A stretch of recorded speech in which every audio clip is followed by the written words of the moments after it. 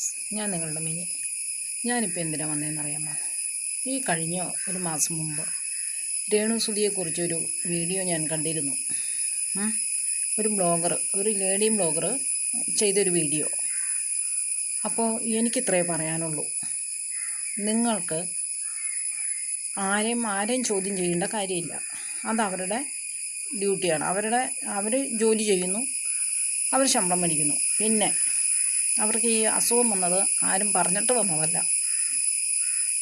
അപ്പോൾ നിങ്ങളെന്താ ചെയ്യേണ്ടതെന്നറിയാമോ?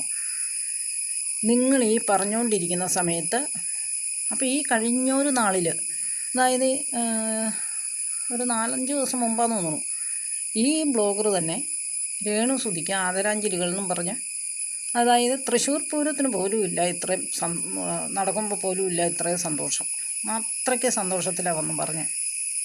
അപ്പോൾ നിങ്ങളോട് എനിക്ക് പറയാനുള്ളത്, അങ്ങനെ ഈ ബ്ലോഗർ തന്നെയല്ല, വേറെ 2-3 പേരും 2-3 ആണുങ്ങളും ഇങ്ങനെ വീഡിയോ ചെയ്തിട്ടുണ്ട്, അവർ റീച്ചും ഉണ്ടാക്കിയിട്ടുണ്ട്. അപ്പോൾ നിങ്ങളോട് എനിക്കൊന്നേ പറയാനുള്ളൂ, ഇത് ഞാൻ പറഞ്ഞില്ലെങ്കിൽ എൻ്റെ മനസാക്ഷി അനുവദിക്കില്ല.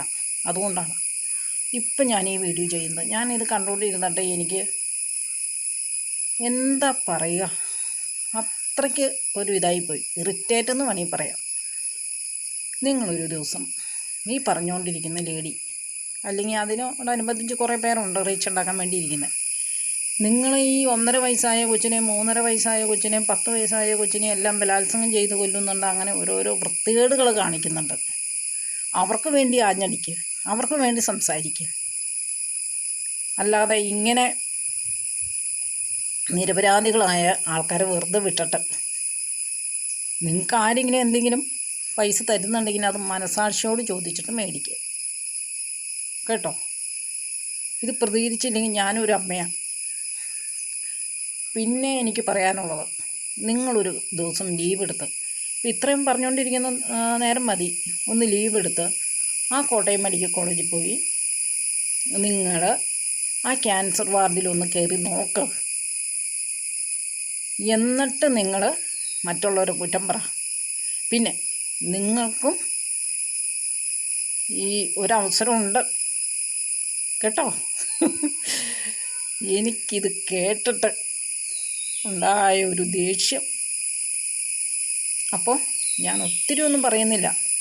ഈ വീഡിയോ വിട്ടവർക്കും മനസ്സിലായില്ലേ? അപ്പോൾ ഇത് ഞാൻ വൈൻഡപ്പ് ചെയ്യുന്നു. എനിക്ക് ഇത്രയേ പറയാനുള്ളൂ.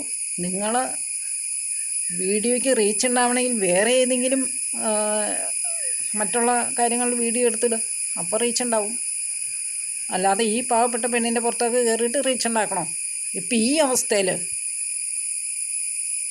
അപ്പോൾ ഈ ഇടുന്ന ബ്ലോഗർമാരും ഈ ലേഡി ബ്ലോഗറും ഒന്ന് വിചാരിച്ചോ, ദൈവമുണ്ട്. ഓക്കെ, ഈ വീഡിയോ വൈൻഡപ്പ് ചെയ്യുന്നു. ഇത്രയെങ്കിലും പറഞ്ഞില്ലെങ്കിൽ എൻ്റെ മനസാക്ഷിക്ക് ഒരിതായി പോവും. അപ്പോൾ ഓക്കെ, ബൈ, സീ യു.